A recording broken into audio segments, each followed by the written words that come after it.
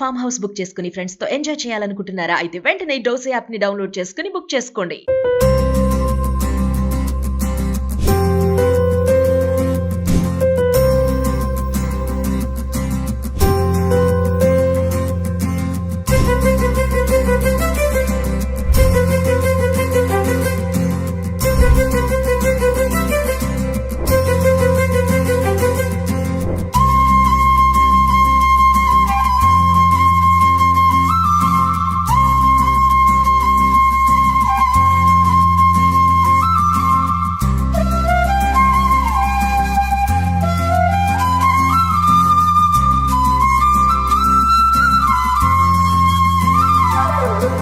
రమ్మగారు సంక్రాంతి అనగానే ఫస్ట్ పిండి వంటలు మనకి అరిసెలే గుర్తొస్తాయి అంతే కదండి. కదా. అందుకని చెప్పి మిమ్మల్ని కష్టపెట్టి పొలాలు పోయి అరేంజ్ చేసి ఓకే అరిసెల కోసం మొత్తం పిండి అంతా రెడీ చేయించానండి నేను. Very good.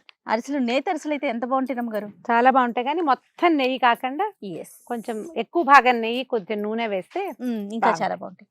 నందిని మిల్క్ వాళ్ళది ఓకే. ప్యూర్ కౌ గీ రమ్మగారు. ఆవు నెయ్యి. ఆవు నెయ్యి రమ్మగారు. మీకు చాలా ఇష్టం. నెయ్యికి మీకు విడదీయరాని బంధం అనమాట రమ్మగారికి నెయ్యికి.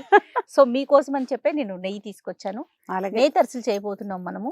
ఓకే. ఓకే నేను హసన్ వెళ్ళి చేసి వచ్చాను కదా, నందిని మిల్క్ యూనిట్ మొత్తం చూసి వచ్చాను కదా. ఆ ప్రాసెస్ అదంతా చూస్తే అబ్బా అబ్బా ఎంత బాగుందంటే, ఎంత ప్యూరిటీ, ఎంత హైజీన్ మెయింటైన్ చేస్తున్నారు రమ్మగారు. మనుషులు ముట్టుకోకుండా చేస్తున్నారు. అస్సలు ఎక్కడ హ్యాండ్ అనేది పడదండి. మరి వేసేనా నెయ్యి? వేసి జాగ్రత్తగా పట్టుకో, కింద పట్టుకొని లేదు అది వెరీ గుడ్. మంట వస్తుంది. ఎస్ వాసన చూస్తాను చూడండి. ఆవు నెయ్యి ఒక డిఫరెంట్ వాసన వస్తుంది కదా. అవునండి, వాసన బాగుంది. కలర్ కూడా ఈవెన్ ఎల్లోగా ఉంది కదా. అవునవును అవును. ఎందుకంటే ఆవు నెయ్యి అనేది ఒక భావన కదండి మనకి కదా. ఆ స్వచ్ఛత, ప్యూరిటీ అండ్ స్వచ్ఛత అనేసరికి మనసు అట్లా లాగుతూ ఉంటుంది. అవును. ఇక్కడ విరివిగా దొరుకుతుందా మనకి? ఇక్కడ కూడా మనకి అన్ని షాప్స్ లో దొరుకుతుంది. ఆన్లైన్ లో అవైలబుల్ గా ఉంది. ఓకే. నందిని పాలు, నందిని నెయ్యి, పెరుగు, స్వీట్స్, ఇట్లా దాదాపు ఒక 32 నుంచి 45 రకాలు ఉన్నాయండి. అక్కడైతే ఇక్కడ బహుశా అన్ని లేకపోయి ఉండొచ్చు కానీ పాలు మాత్రం చాలా బాగా, పాలు పెరుగు ఇవన్నీ బాగా దొరుకుతున్నాయి. నెయ్యి కూడా, నెయ్యి చాలా బాగుంది. వాసన బాగుంది. క్షణంలో వచ్చేస్తుంది చూడండి. అవును రమ్మ గారు. చూడు, పుల్లలు పోయి కదా చాలా స్పీడ్ గా. అంటే పుల్లలు పోయి అవటం వల్ల కాదు, అది వేడెక్కిపోయింది కాబట్టి చాలా వేడిగా అయిపోయింది. దీనికి ఒక 4-5 చుట్టూతా కూర్చుని, అవును రమ్మగారు, ఒకళ్ళు నొక్కేవాళ్ళు, ఒకళ్ళు వేసేవాళ్ళు. అవును. ఇంతది మూకుడు పెట్టకుండా తాంబాళం పెట్టేవాళ్ళు చేయ ఊళ్ళల్లో. రమ్మగారు ప్రాక్టీస్ లేనట్టుంది కదా మీకు కూడా. చిన్నప్పుడు ఎప్పుడైనా చూసారా ఇట్లా? చిన్నప్పుడా? ఏమిటి, సుమన్ టీవీలోనే 3 సార్లు చేయించి అలా అడుగుతావా జయ? రమ్మగారు ఇది నేను అడిగేది పుల్లల పొయ్యి మీద. పొయ్యి గురించి ప్రాక్టీస్ లేదని మిమ్మల్ని అంటానికి నాకు ధైర్యం ఉందా అసలు? నేను అనేది అరిసెల గురించి కాదండి, పొయ్యి గురించి. పొయ్యి వంట చేసేవాళ్ళు కానీ పిండి వంటలప్పుడు నాకు వంట చేసే వయసు వచ్చే నాటికి నన్ను అప్పటికి ఇవి మానేశారు మా వాళ్ళు. అదేలేండి. కొంచెం నేను ఎక్కడ చూసేదానంటే మా ఊళ్ళో పాలేళ్ళ ఇళ్ల దగ్గర సామూహికంగా చేసేవాళ్ళు అరిసెలు. ఓకే. మాకు ఒక చాకలి ఉండేది అంకమ్మ. నేను ఎప్పుడు చెప్తాను, నాకు నీళ్ళు పోసిన అంకమ్మ మా పిల్లల్ని మాత్రం ఒకసారి ఫోటో చూపించండి. అంకమ్మ ఫోటో లేదు. అంకమ్మ చాలా బాగా చేసేది ఇవి అరిసెలు. ప్రతి ఇంట్లో ఇక్కడ ఎవరిదైనా పిల్లలకు నీళ్లు పోసే పని ఉన్నా సరే పరిగే ఎత్తుకుంటూ వెళ్ళిపోయేది. అరిసెల పాకం ఉంది, వాళ్ళ ఇంట్లో ఉంది, వీళ్ళ ఇంట్లో ఉంది అని అంకమ్మే ఎక్కువగా అందరి ఇళ్లలో పాకం పట్టడానికి వెళ్ళేది. వాళ్ళు చేసేటప్పుడు నేను ఈ పొయ్యి దగ్గర ఆ తాంబూలం పెడతారనేది కూడా నేను వాళ్ళ దగ్గర చూసిందే. ఇప్పుడు మూకిడి కాకుండా తాంబూలం పెడతారండి. పెద్ద పళ్ళేలు పెడతారు. పళ్ళెం పెడితే ఇత్తడి పళ్ళేలు పెద్ద పెద్దవి పెడితే ఒక 3 ఏమో కూర్చునేవాళ్ళు. నీకు రోజువారీ పొయ్యి అలవాటు ఉన్న వాళ్ళు ఈ వేడి పట్టగలుగుతారు. అవును. ఇప్పుడు నేను చపాతీలు చేసినప్పుడు చేత్తో తీస్తానా, నువ్వు ప్రతిసారి అరిచి కేకలు పెడతావు, అమ్మో అమ్మో అంటానా. అది అలవాటు అయిన వాళ్ళు ఏం చేస్తారు, ఈజీ కదా. అవునవును. నాకు ఈ నీళ్ల పొయ్యి అలవాటు ఉంది బాగా. చలికాలం అంతా పొయ్యి వెలిగించుకోవటం మామూలుగా మా ఇంట్లో నీళ్ళ పొయ్యి. పొయ్యి దగ్గర కూర్చుని చలికాగే అలవాటు ఉంది నాకు. చీర వేడెక్కిపోతుంది కానీ నాకేమి వేడి ఫీలింగ్ లేదు. కానీ ఆ స్టవ్ల దగ్గర ఎప్పుడు చేసేది ఇది కొంచెం కొత్తగా అనిపిస్తుందా లేదా? తిట్టుకుంటున్నారా నన్ను? అంటే ఇది ఎవరైనా సహాయం చేస్తే ఎందుకు బాగుండవు, ఇలాంటి పనులు గొప్ప సరదాగా ఉంటాయి. అది మనమే చేయాలంటే కాస్త కష్టం, కానీ ఇప్పుడు ముగ్గురు ఉన్నారనుకో, ఇలాంటివి ఇద్దరు ముగ్గురు రెండు పక్కల నుంచి తీస్తే ఎక్కువ వేయగలుగుతాం. మనం ఇప్పుడు 1, 2 వేస్తున్నాం కదా. అవును. చూడు, ఇంత మంటకి రెండు వేసేసేయచ్చు. 2 తీసే పంతేనం మనకి ఉండాలిగా. అంతేగా. మీరు చేస్తారంటే అరిసెలు ఇంట్లో? సంక్రాంతికి మెయిన్ కొత్త బియ్యం ఉన్నప్పుడు చేసుకుంటే బాగుంటాయి కదా. అవునవునవును. సంక్రాంతికి చేస్తాము. నేను పాకం పట్టి ఉంచుకుని తర్వాత 10 రోజులు పోయాక కూడా చేసుకుంటాను. ఓ, ఈ సంవత్సరం పంచదార అరిసెలు చేద్దాం అనుకుంటున్నాను. బెల్లం అరిసెలు కొంచెం సాగుతాయిగా. అవునవును. పంచదార అరిసెలు పళక్కమని విరుగుతాయి. అవును. నాకు ఆ పళక్ ఇష్టం. ఎక్కువ చేయను, కొంచెం చేస్తా. ఓకే. 2 రోజులు తినడానికి. ఇంకంతా నిల ఉంటే ముక్కా చెక్క అయిపోతూ ఉంటాయి అవి. అవును. నందిని ఆవు నెయ్యి వేసి వాసన బాగుంది చూడు. చాలా అద్భుతంగా ఉంది రమ్మగారు. చక్కటి నేతి అరిసెలు చేసుకుంటున్నాము. మామూలుగా అయితే మనం అమ్మ వాళ్ళు కూడా ఇంటి దగ్గర ఏం చేసేవాళ్ళు అంటే, ఒక చారెడు నెయ్యి పోసి పైన నూనె పోసేవాళ్ళు. పూర్తి నెయ్యి ఎందుకనో మాకు చాలా పాడి ఉండేది. బోల్డ్ అని గొడ్లు ఉన్నాయి మాకు. కనీసం 50 పాలగొడ్లే ఉండేవి. అబ్బా. కానీ నాయనమ్మ అనారోగ్యం అనేవారు. పూర్తిగా. అందుకని మాకు నేతి గారెలు, నేతి అరిసెలు, పూర్తి నెయ్యి వస్తువు లేదు. అన్నాల్లో భోజనం చేసేటప్పుడు వేసుకోవటమే తప్ప కాగిన నెయ్యి అరుగుదలకి రాదని ఒక నమ్మకం. అదే పెద్దవాళ్ళకి అట్లా ఉంటుంది కదా. అవునవును. మా ఫ్రెండ్ నిర్మల్ అని ఉండేవారు కదా, ఇప్పుడు లేరు. దాని ఊరు నుంచి నేతి అరిసెలు చేయించి పట్టుకొచ్చేది. నెయ్యి చేయటం గొప్పగా ఉండేది అనుకుంటా.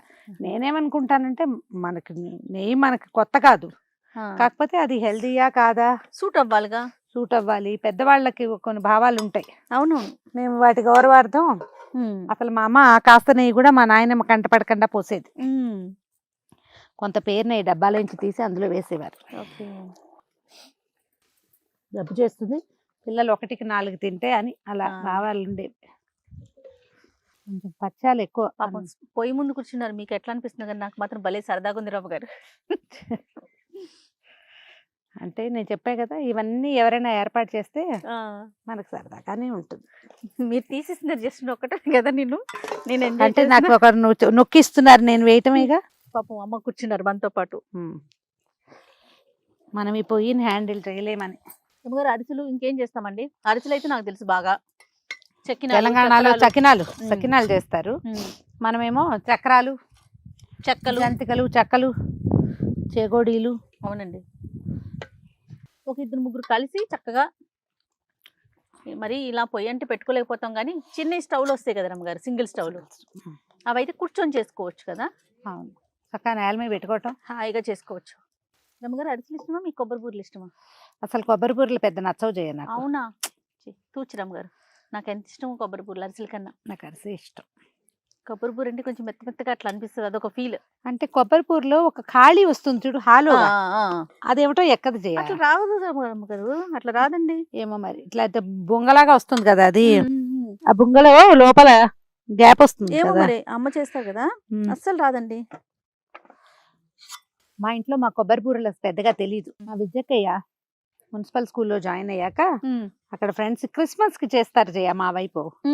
ఎందుకనో అలాగా తెలీదు, కానీ అక్కడ వాళ్ళ దగ్గర చూసి తర్వాత విద్యకయ్య చేసేది. కానీ ఏమిటో పండక్కి ఒక వారం ముందు నుంచి మొదలు పెడతారు కదండి పిండి వంటలు ఇవన్నీ. ఇంకా 4-5 రోజుల ముందు ఒక 2 నెలల చాలా ఇళ్లలో ఏంటంటే పిల్లలు ఊళ్ళ నుంచి వచ్చేసరికి పాపలు వండి పెట్టేస్తారు. అవును అవును. ఏమో నేను ఎప్పుడు ఈ పదం వాడుతూ ఉంటాను, మా ఇంట్లో వాడే పదం కాదు. ఏది? పప్పలు ఉండటం అనేది మా ఊళ్ళల్లో పద్ధతి అన్నమాట. మేము పిండి వంటలు చేయటం అంటాం, అసలు వండటం అన్న మాటే రాదు.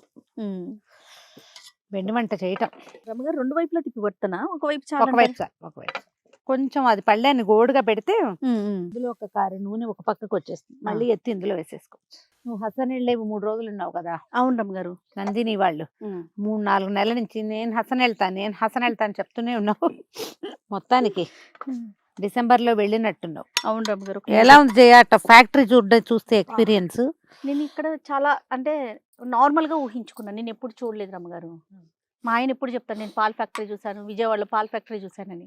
నేను ఎప్పుడు చూడలా, అంత ఊహించుకోలా. అది ఫ్యాక్టరీ కాదండి, ఇండస్ట్రీ. బా. లక్షల టన్నులు రమ్మగారు. ఆ, నేను అసలు ఇక్కడ ఇది మాట్లాడాలి అది మాట్లాడాలి, ఇన్ని డ్రెస్సులు అన్ని డ్రెస్సులు మేకప్ కిట్లు ఎన్నో వేసుకెళ్ళిపోయా. ఆ. నోరు ఇప్పటాకు లేదు రమ్మగారు. ఎందుకో తెలుసా, ఏది ఆపటాకు లేదు, ఏ మిషనరీ. ఓ. అన్ని లక్షల టన్నుల్లో అక్కడ ఇదవుతా ఉందన్నమాట. ఉమ్. ఆ, అంటే మనం ఏది ఆపినా ప్రొడక్షన్ ఆగిపోతుంది. అదే అదే. మొత్తం చూసొచ్చాను. నాకు బాగా నచ్చింది హైజీన్ అండి. ఉమ్. ఎంత క్లీన్ గా ఉందంటే ఉమ్. బాబా మాటల్లో చెప్పలేం. నీకు అలాంటివి లేకపోతే ఆ, ఒక రాష్ట్రం తాలూకు పూర్తి రాష్ట్రం తాలూకు నమ్మకాన్ని ఎట్లా గెలుపొందుతారు? రైతుల దగ్గర నుంచి నేను రైతులతో కూడా వెళ్ళి మాట్లాడొచ్చాను. రైతుల దగ్గరికి వెళ్ళాను, పాల కేంద్రానికి వెళ్ళాను. చక్కగా రైతులందరూ ప్రతి ఇంట్లో పాడి అండి. నాకైతే నిజంగా ఒక ఈర్ష్య కూడా వచ్చింది రమ్మగారు. మనకి ఇక్కడ అట్లా లేదు కదా. అంటే రైతులకి ఎంత ఎంకరేజ్మెంట్ కదా, ఎంత పాడి పంట కదా రమ్మగారు. ప్రతి ఒక్కరికి ఇదివరకు ఉండేది అన్ని జయ మనకు రకాలుగా కూడా. సమృద్ధిగా ఉంటది కదా. నిజంగా అలాంటి అవకాశమే ఉన్నట్లయితే గవర్నమెంట్ భలే ప్రోత్సాహం అందిస్తుందండి అక్కడ. ఉమ్. కర్ణాటక గవర్నమెంట్ ఉమ్. ప్రతి ఇంట్లో ఆవులు, వాళ్ళకి సబ్సిడీలు, రకరకాల ప్రోత్సాహకాలు. ఆ Actual గా పాలని వీళ్ళే కొనటం మనకు కూడా ఉంది, మనకి ఉంది, కానీ అంత ప్రోత్సాహం మరి ఎంతవరకు ఉందో నాకు తెలీదు. దానితో నందిని అనేసరికి తిరుమల తిరుపతిలో నందిని నెయ్యినే వాడుతున్నారంటే మనం దాని యొక్క స్వచ్ఛత గాని క్వాలిటీని మనం ఇంకా అసలు మాటలో ఇంకా మరి ఇంకా ప్రత్యేకించి ఇంకేం మాట్లాడుకోకర్లా, దాని గురించి అదొకటి చెప్తే చాలు, సరిపోతుంది. స్వామివారికి సమర్పిస్తున్న నెయ్యి. అంతే. చాలా బాగుందండి ఎక్స్పీరియన్స్ అయితే. అక్కడ మనుషులు కానీ వాళ్ళు పనిచేసే విధానం కానీ ఎక్కడ చెయ్యి తగలట్లేదు రమ్మగారు. అదే ఆవు దగ్గర నుంచి పూర్తి మెషినరీ, పూర్తిగా ఆవు దగ్గర తీసిన దగ్గర నుంచి టిన్ మిల్కింగ్ మెషిన్స్ అంటావా? మిషన్ పెడుతున్నారండి. అట్లా చేత్తో తీయట్లేదు, మిషన్స్ పెట్టేస్తున్నారు.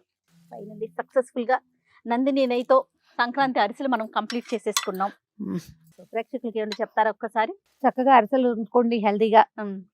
నెయ్యి కూడా వేయాలంటే నందిని నెయ్యే వాడుకోండి. స్వచ్ఛమైన ఆవు నెయ్యితో చేసిన అరిసెలు ఎవరికైనా పంపించడానికి బాగుంటాయి, మనం తినడానికి బాగుంటాయి. ఆరోగ్యానికి ఆరోగ్యం. అంత పూర్తి స్థాయి నెయ్యి వద్దనుకుంటే మేము చేసినట్టుగా కొంచెం నూనె, కొంచెం నెయ్యి వాడుకోండి. రైతమ్ గారు, ప్రేక్షకులందరికీ మరొక్కసారి సుమన్ టీవీ ప్రేక్షకులందరికీ సంక్రాంతి శుభాకాంక్షలు.